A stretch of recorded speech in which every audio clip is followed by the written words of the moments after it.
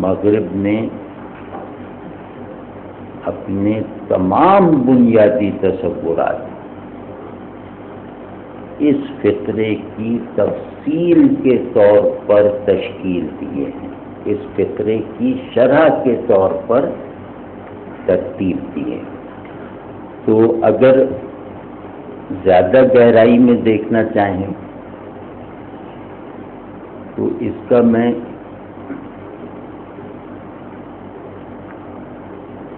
میں ایک جیسے ثبوت پیش کرتا ہوں۔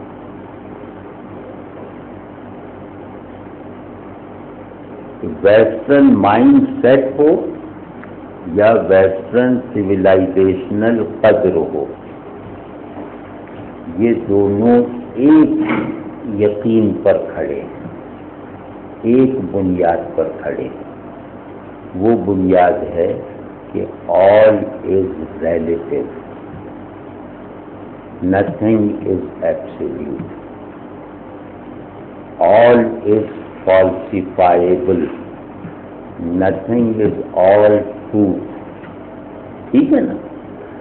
یہ اس فطرے کا وہ آخری اثر ہے جو ویسٹ میں اس کے تمام تہذیبی زاویوں سے پوری شدت، وضاحت اور قوت کے ساتھ ظاہر ہوا ہے۔ اگلی مرتبہ ہم اس بات پہ گفتگو کریں گے۔ یہ میں گفتگو مختصر اس لیے کر رہا ہوں، میرا دل نہیں لگ رہا، مجھے لگ رہا ہے کہ میں کیچ نہیں کر پا رہا لوگوں کو۔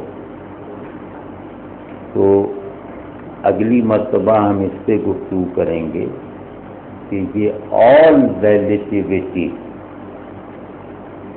یہ ویسٹ میں کیا کیا مظاہر رکھتی ہے، اور اس رویے میں مضمر وہ خطرات کیا ہیں جو سب سے زیادہ ہمیں فیس کرنے پڑ رہے ہیں۔ آپ نے مطلب جس نے بھی مغربی علم کی تاریخ دیکھی ہو، سرسری نظر ہی سے دیکھی ہو، وہ امید ہے کہ ان دو نتائج تک بہت یقین کے ساتھ پہنچ چکا ہے کہ ویسٹ ریلیٹیوٹی اور ایمپیریسزم کے دو پہیوں پر چلنے والا رتھ ہے۔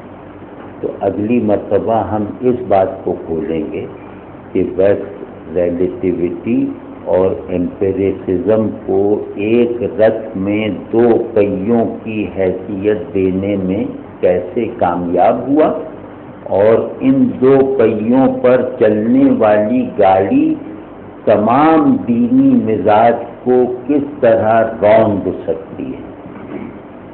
تو اگلی مرتبہ ہم کوشش کریں گے کہ ویسٹ سے جو ہمارے نیچرل کلیش کی صورتحال ہے اس کو واضح کریں، اور پھر اس سے اگلے موقعوں پر ہم اس کلیش میں وہ پوزیشن دریافت کرنے کی کوشش کریں گے جو ہمارے سروائیول کے لیے اول ضروری ہو، اور دوسرے یہ کہ جو ہمیں یہ امید دلا سکے کہ ہم اس خطرے پر غالب آ سکتے ہیں۔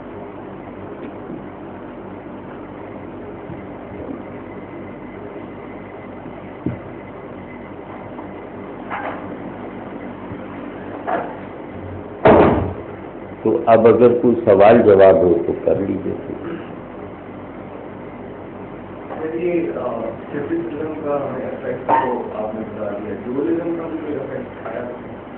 ہاں، بہت اچھا سوال ہے، بتائیے، یہ اتنی ضروری بات بھول گئے، بہت اچھا۔ کاش یہ سوال آپ شروع میں بول دیے ہوتے تو میں بہت روانی سے بولتا۔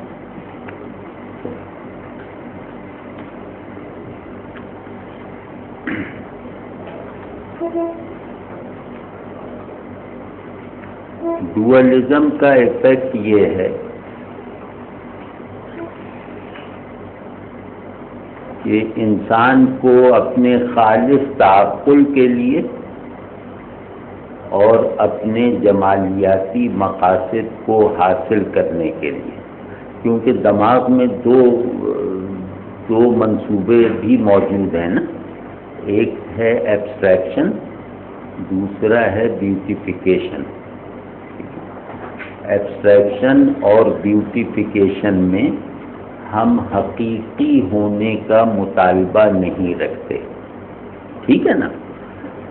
تو اس ڈوئلزم کا یہ نتیجہ ڈائریکٹلی پیدا ہوا کہ ایبسٹریکشن اور بیوٹیفیکیشن کے منصوبوں پر عمل کرنے کے لیے میٹا فزیکل ریئلٹیز مفید ہیں، لیکن کوئی نظریہ، کوئی عقیدہ، کوئی علم فارم کرنے کے لیے مجھے کنکریٹ ایکسپیرینس کی اور افیکٹیوٹی کی ضرورت ہے۔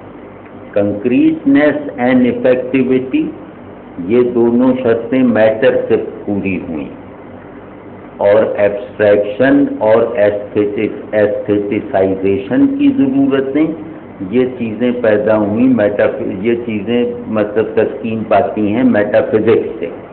تو کیونکہ انسانی شعور ایبسٹریکشن اور بیوٹیفیکیشن کی بنیاد پر نظریات نہیں بناتا، ان کی ایپلیکیشن پر اس طرح اصرار نہیں کرتا جس طرح وہ تصور حقیقت کی ایپلیکیشن پہ اصرار کرتا ہے، تو نتیجہ یہ نکلا کہ یہ ساری چیزیں ادب میں نہیلزم کی نظر ہوتی چلی گئیں، ایبسٹریکٹ فلسفوں کی شکل اختیار کرتی چلی گئیں، اور رفتہ رفتہ وہ ذہن یہ مان لینے پر مجبور ہو گیا کہ حقیقت محض ایک جمالیاتی یا منطقی مفروضہ ہے، اس کے علاوہ اس کا کوئی وجودی اور افیکٹو کردار نہیں ہے۔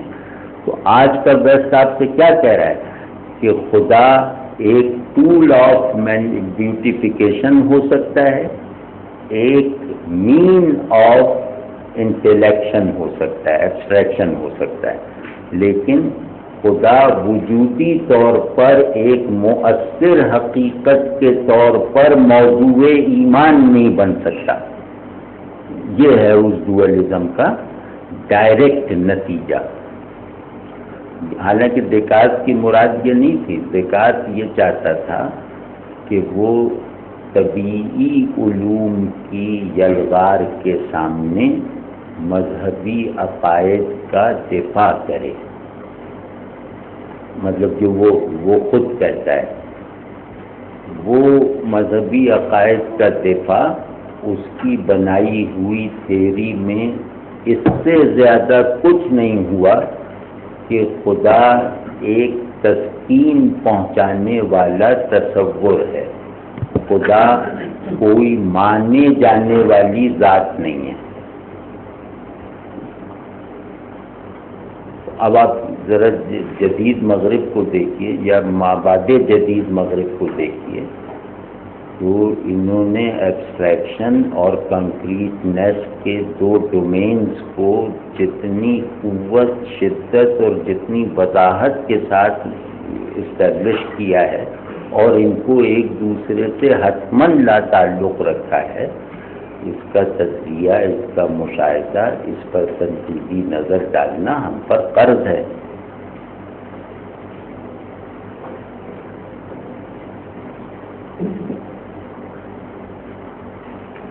خدا کو منوانے پر اعتراض ہے۔ اب دوسری طرف دیکھیے کہ جمہوریت کو ماننے پر بھی اصرار ہے، جمہوریت کو منوانے پر بھی ضد ہے، کیونکہ یہ کنکریٹ چیزیں ہیں۔ تو اس سے ایک عجیب طرح کا احساس لا تعلقی پیدا کر دیا، اور اس سے ہم یہ سمجھ سکتے ہیں کہ انسانی ذہن میں ایک خانہ ہوتا ہے جہاں وہ پینٹس جمع کرتا ہے،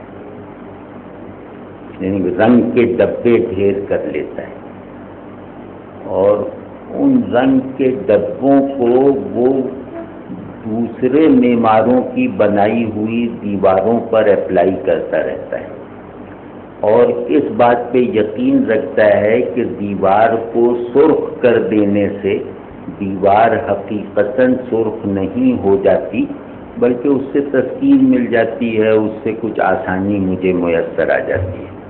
تو یہی حال انہوں نے تصور خدا کا کیا ہے کہ تصور خدا بھی گویا پینٹ کا ایک ڈبہ ہے، اس کو آپ کائنات پہ کہیں کہیں برش کر دیجئے وہ ٹھیک ہے، لیکن یہ اصرار نہ کیجئے کہ کائنات پہ جو خدائی رنگ آپ نے برش کر لیا ہے یہ حقیقت بھی ہے۔ وہ آپ نے صرف اپنے لیے کیا ہے کہ آپ کو یہ دیوار ذرا زیادہ اچھی لگنے لگے تو آپ نے نیلا رنگ کر دیا، لیکن مجھے مجبور نہ کریں کہ میں کہوں کہ دیوار کو نیلا ماننا ضرور۔ آپ مجھ سے کہیں کہ دیوار نیلی ہے اور اسے نیلا اگر نہ تم نے مانا تو دیوار کو ماننے کا تقاضا پورا نہیں ہوگا، یہ نہ کہو۔ تو جیسے ابھی بہت وہ کیری ایگلٹن کی ایک کتاب ہے آفٹر تھیوری، وہ بہت اہم کتاب ہے، چھوٹی سی کتاب ہے۔ تو کیری ایگلٹن نے صاف لفظوں میں لکھا کہ خدا کا تصور فیسیلیٹیٹر ہے، خدا کا تصور ڈیفائنر نہیں ہے۔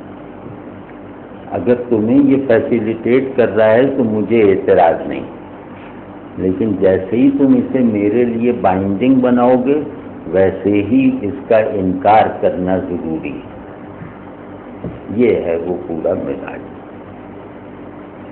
کمپلیٹنس کی جو کیٹیگریز ہیں مختلف، وہ اللہ کو کہتا ہے لا موجود الا اللہ، کہ موجود صرف میرا ہی وجود ہے اور کسی کا وجود نہیں، کیونکہ ہم سمجھتے ہیں کہ ہمارا بھی وجود۔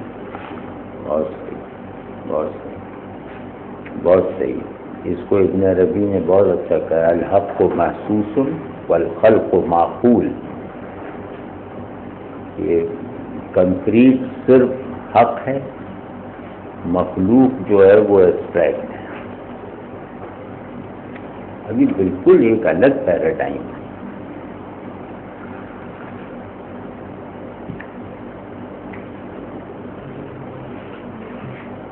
کارٹیزن ڈیویلٹی مناسب ڈیویلٹی کا بھی آپس میں تعلق ہے؟ نہیں، یوں کہہ لیں کہ بنیاد میں تعلق نہیں ہے۔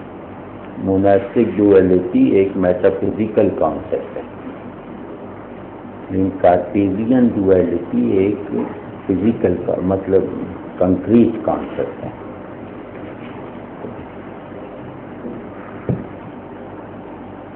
ایک سوال ہے جو ٹاپک سے اتنا ڈائریکٹلی ریلیٹ کرتا ہے۔